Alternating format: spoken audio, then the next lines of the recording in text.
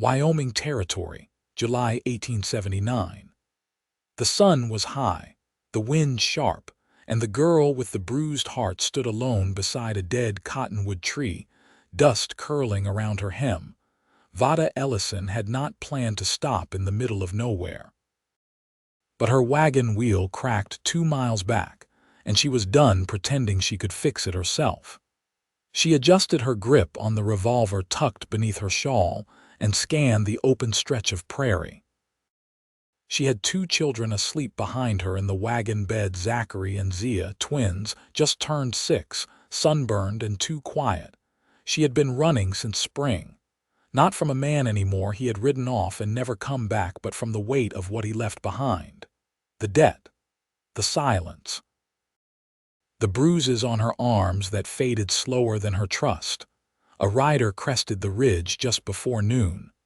Alone, tall in the saddle, moving easy like he did not know how to rush unless it mattered.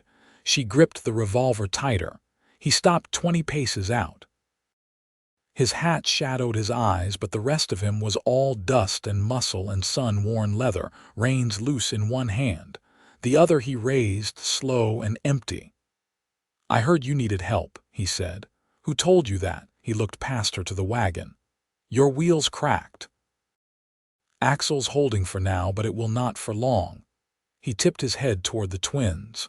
"You got little ones sleeping back there. Looks like you could use a hand." She hated how her throat tightened. "I did not ask for one." He dismounted without asking permission. "Name's Orin Lattimer.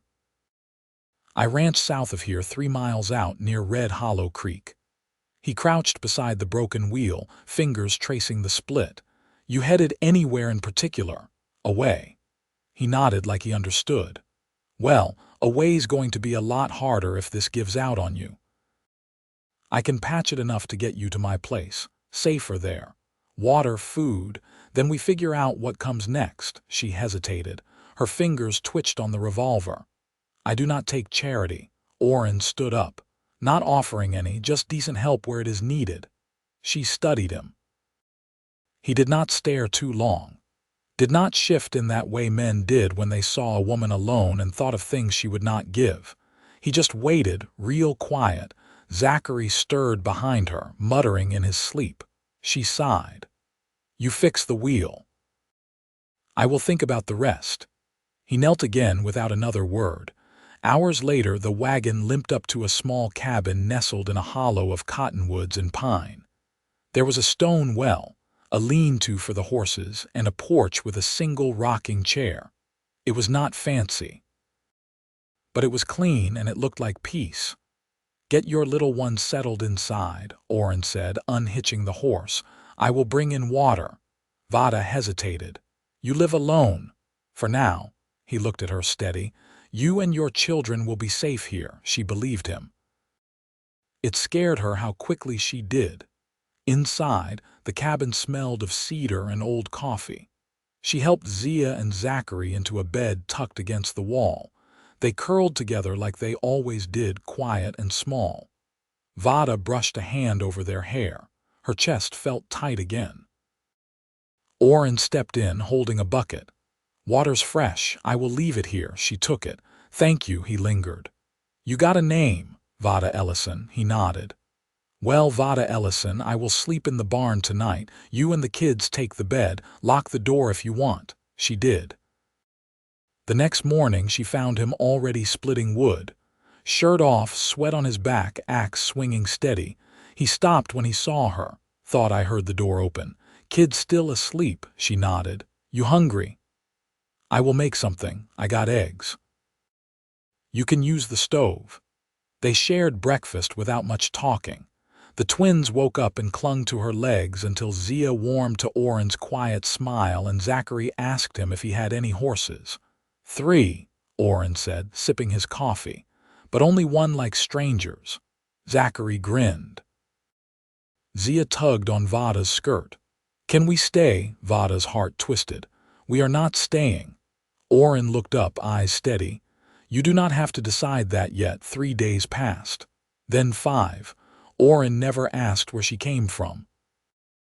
never asked about the bruises she still covered with long sleeves or the scar that curved under her chin. He never reached for her, never raised his voice. He just let her be. Vada watched him. How he helped Zachary mend a toy horse. How he taught Zia to braid kindling twigs. How he kept to himself, always respectful, always kind. One night after the twins fell asleep, she found him sitting on the porch, whittling. She sat beside him. "I have been hurt before," she said, her voice low. He did not look away from the carving. "Then I will be gentle where they were not." Her breath caught. He turned the piece of wood in his hand. "You do not have to explain anything, but I am not him, and I never will be." She looked at him, really looked. "You are different," she said. "Good." She reached for the carving. It was a small bird, wings tucked close. "For Zia," he said. "Zachary's getting a horse." She smiled for the first time in a long time. The next afternoon, while Orin was out checking fence lines, a man rode into the hollow. Lean, mean-eyed, smelling of whiskey and dust. Vada stepped out with the revolver already in her hand. "Well now," he drawled. "Look what I found." She did not answer. Zia and Zachary stayed hidden behind the door just like she told them. "You run off with my young'uns, Vada," the man said. "You belong to me." "And so do they." She raised the gun. "You left us with nothing. You lost your say," he laughed. "You will not shoot me." He took a step forward. She fired once. The bullet missed his shoulder by an inch and punched into the porch post. Another step and she would not miss. But she did not have to. Orin's horse thundered up the path. He was off before the gelding stopped moving. His fist landed square on the man's jaw, dropping him flat. A second blow kept him down. "Get off my land," Orin growled, voice low and dangerous. "Next time I will not be gentle." The man scrambled up, blood on his lip. He spat, glared at Vada, then rode off. Orin watched him go, chest heaving. Vada stood frozen. He turned to her. "Are you all right?" She nodded, slow. "Yes." Then she stepped forward and leaned into his chest. He held her like she might break. She did not. She was still standing. Because of him. And for the first time, maybe she wanted to stay. The morning after the man had ridden off, the air held a different weight. Not fear. Not exactly, more like something bracing, like wind before a storm that never quite comes. Vada stood at the stove stirring cornmeal mush, listening to the soft sound of Orin outside loading the wagon with fence posts. Zia sat at the table, chin propped on her hand, while Zachary traced patterns in the flour dusted on the wood. Neither had spoken much. They didn't need to. Children knew when something had shifted, and they were waiting to see where it would land. When the sun had climbed past the pines, Orin stepped in, wiping his hands on a rag. He didn't speak at first, just poured himself a tin cup of water and drank it slow. "Fence up near the ridge needs replacing," he said finally. "If it's all right, I'll take Zachary with me today. Show him how to set a post proper." Vada turned from the stove. "He's never worked a day in his life." Orin gave a quiet nod. "He won't be working, he'll be learning. I'll keep it light." Zachary looked up, eyes wide. "You want to go?" Vada asked, holding his gaze. He nodded once, solemn. "All right." When they left, Zia moved to the rocker by the window and pulled a scrap of cloth into her lap. She'd been practicing her stitches since the week before, small, clumsy knots turning into neater lines. Vada sat beside her. "You could teach me that." Zia blinked. "You already know." "I forgot." Zia didn't answer, just threaded her needle again. Outside, the wind rattled the eaves. Vada watched the trees bend, then reached for her sewing basket. By sundown, Zachary came back flushed and dusty, holding a crooked stake he'd carved himself. Orin followed behind, shoulders streaked with dirt and sweat. Vada met them at the door. "He didn't complain once," Orin said. "Boy's got grit." Zachary held up the stake. "Mama, I hammered it in all by myself." His hands were shaking from the effort, but his grin was steady. She took the stake and brushed sawdust from his hair. "That's so," he nodded, proud. Later, after the children fell asleep, she found Orin outside again, leaning against the porch rail. The moon had risen clear and sharp, and the creek made a low, steady sound in the hollow below. "They're different here," she said, stepping beside him. "Lighter somehow." "They've got room now," he said. "That kind of quiet lets things grow." She crossed her arms, watching the sky. "You ever lose anyone?" he breathed out slow. "My brother back in '68, fever took him quick." "I was 17. She glanced over. "He was the last of my blood," he went on. "I stayed put after that. Figured I'd build something steady, even if it was just for me." She shifted. "You don't ask many questions." "I figure people tell what they're ready to." She studied his face in the moonlight. "And if they're never ready, then I just keep showing up quiet." Her voice dropped. "I've been hurt before." He didn't look away. "Then I'll be gentle where they weren't." Something in her chest cracked, not all the way open, but enough to breathe better. "I don't know how to be with someone who doesn't want to take something." "You don't have to be anything but what you are." She stepped closer, her fingers brushing the edge of his sleeve. "It's not trust I'm afraid of," she said. "It's what happens if I'm wrong again." He turned toward her, slow and sure. "Then I'll be the one who proves you aren't." She didn't move away. Inside, the fire burned low. Outside, the wind softened to a hush. For the first time in years, she didn't feel like running. The summer deepened. Days stretched long and golden, and the cottonwoods rustled like they were whispering secrets from one life to the next. Vada began rising before the children, barefoot on plank floors, hair unbraided.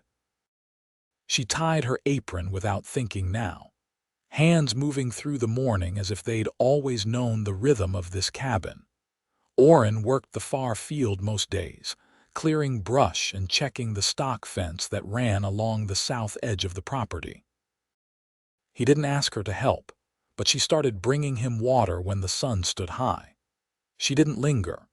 He didn't press her to. One afternoon, when the sky was heavy with heat and bees drowsed in the wild sage, she found him kneeling in the barn beside a bay mare.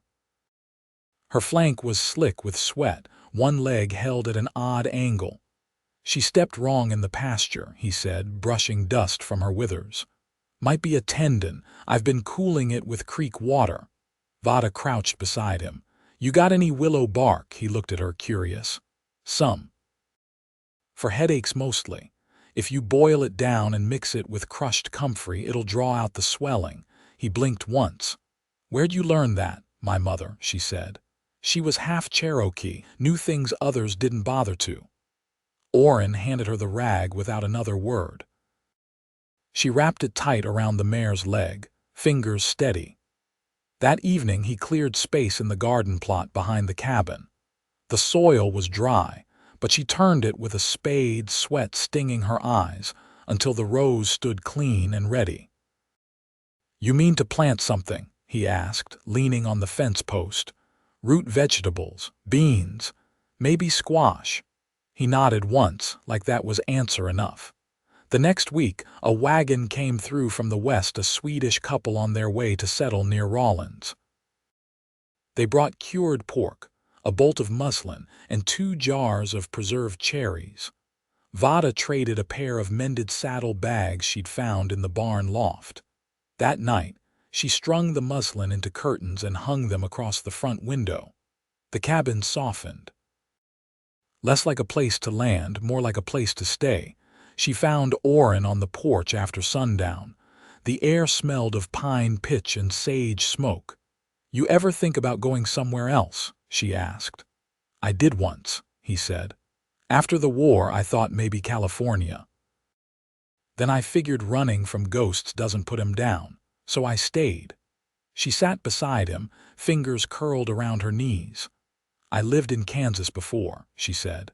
"Town called Lindsborg. Folks there thought widows ought to look a certain way. Quiet, pale, always in dark clothes." I never cared for that. You don't owe anyone anything, he said. Feels strange, though. Being allowed to start over, he leaned back. It's not something you're given, it's something you earn. She looked at him then, really looked. You don't talk like a man who's lost things. I just got tired of being angry about them. Zia's footsteps padded across the floor inside. A few seconds later, the door creaked open and she stepped out with a folded scrap of cloth in her hands. For you, she said, holding it out to Orin. He unfolded it. A stitched square, clumsy, uneven, but the shape of a horse was clear. She wanted to surprise you, Vada said. Orin crouched to meet Zia's eyes. It's the best horse I've ever seen. Zia beamed and then darted back inside, bare feet light on the boards. Vada watched her go. They trust you. They should, he said. I'd never give them reason not to. She stood slowly. The night was full of small sounds, the creak of wood, the sigh of the wind, the low chirr of tree crickets. I'm not the same woman I was when I got here, she said. I wouldn't want you to be, he replied. She reached for the door, then paused.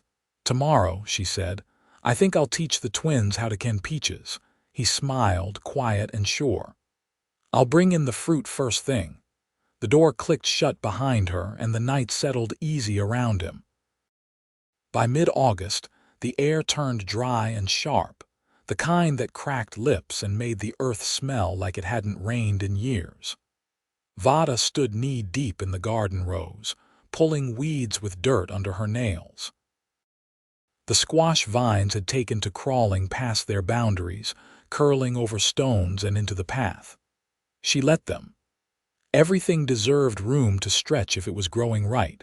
Behind her, Zia was balancing pebbles on a flat rock, tongue between her teeth. Zachary knelt nearby with a slingshot Orin had carved the week before, aiming at nothing in particular. They were quiet in that deep-set way children sometimes got when they felt safe, but didn't quite know they were holding still for it. Orin's voice carried from around the cabin. Vada, you got a minute? She wiped her hands on her apron and rounded the corner, blinking at the sudden brightness. He stood by the corral with a stranger, older man, leathered face, hat slanted low. The gelding Orin favored was tethered nearby. Vada, he said, this is Elias Merritt. He came down from the south pasture, says he's been watching the land for trespassers. Cattle's been going missing. She nodded once, eyes narrowing slightly. Elias tipped his hat. Didn't mean to disturb your morning, ma'am. Just thought Mr. Lattimer ought to know someone's been cutting wire and moving stock through Hollow Ridge. Was it branded? She asked. Some was, some weren't. Hard to say who's running what these days. Orin crossed his arms. They still moving at night, mostly. Tracks were fresh this morning, though. Might be getting bolder. Vada glanced toward the line of hills beyond the tree line. They'll keep pressing if they think no one's watching. That's what I said, Elias replied. You want me to ride the edge of your claim come sundown? Orin shook his head. I'll take that myself. After Elias rode off, Orin stayed by the fence, jaw set tight. You think it's locals? Vada asked. Could be. Or someone cutting through on their way to somewhere else. Either way, I don't like it. She looked toward the cabin where the children had disappeared inside. You going tonight? He nodded. Just to the ridge and back. I'll leave after supper. Won't be long. Take the rifle, she said. And the lantern with the tall glass, it holds steady better. He didn't argue. That evening she packed him jerky and cornbread wrapped in oilcloth, and when he saddled the gelding, she handed him the bundle without meeting his eyes. I'll be back by second light, he said. You better be. He paused, then touched her hand, just his fingers brushing hers, nothing more. She stood on the porch long after he disappeared into the trees. Inside, the children fell asleep without fuss. Vada sat beside the hearth, darning a torn hem in one of Orin's shirts. The fire cracked low, throwing shadows onto the walls. She kept glancing toward the window. listening for hoofbeats that didn't come. Sometime near dawn, she heard them. She stepped out barefoot, shawl pulled tight against the cold, and saw his horse come through the trees at a canter. Orin dismounted stiffly, lantern swinging from one hand, his shirt streaked with pine sap and dried blood not his, she could tell by his gait. He moved like something had scared him more than hurt him. "What happened?" she asked, voice low. He dropped the reins and walked straight to her. "They shot across the ridge, took 3 of my cattle, one's gone lame. I followed their trail until it broke near Coyote Draw. You see faces."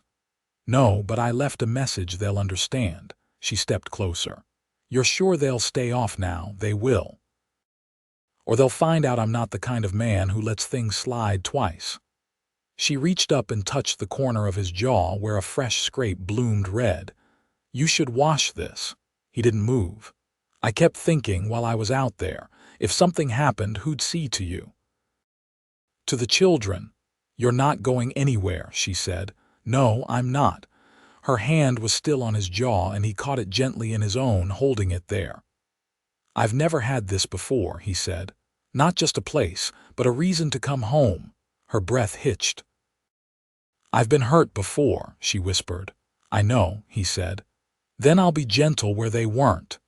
She leaned in, not all the way, just enough to let him meet her halfway. When their lips touched, it wasn't hurried, it wasn't desperate, it was steady, like something earned. Inside, the fire burned down to coals. Morning light crept over the ridge, slow and golden, and the hollow held quiet again. They stood on the porch long after the sun rose, hands still joined. The first frost came early that year. Vada woke before the sun and saw the pale white breath of it on the window pane, delicate as lacework. She wrapped Zia and Zachary in wool shawls before they stepped outside, their boots crunching through the crusted grass. Orin had already gone to the barn, the door left ajar behind him, a curl of warm air drifting out. Inside, the cabin smelled of boiled oats and wood smoke. The silence had changed. It wasn't the hush of waiting anymore, but of something settled, like the house itself had drawn a breath and let it go. Vada poured water into the basin and dipped her hands in. The cold bit deep, but she didn't flinch. She'd grown used to discomfort, and now it felt distant. Her thoughts were elsewhere on the letter Orin had brought in the day before, folded and worn, addressed in a hand she didn't recognize. He'd waited until the children were asleep, then handed it to her without a word. She'd sat at the table and opened it slowly. The ink was faded, the message brief. Her husband's cousin, a man named Jeb, had written from Deadwood, saying her late husband's debts had been cleared by a claim gone good. There was no more money owed. No one left looking. She hadn't said anything for a long while. "You don't have to run anymore," Orin had said. Not from that, anyway. Now, she dried her hands on her apron and stepped out into the yard. Orin was leading the mare from the barn, her limp nearly gone. He rubbed her neck, murmuring something to her, then looked up when he heard the door. "You feel the cold?" he asked. She nodded. "The ground's hard. Garden's done for the season.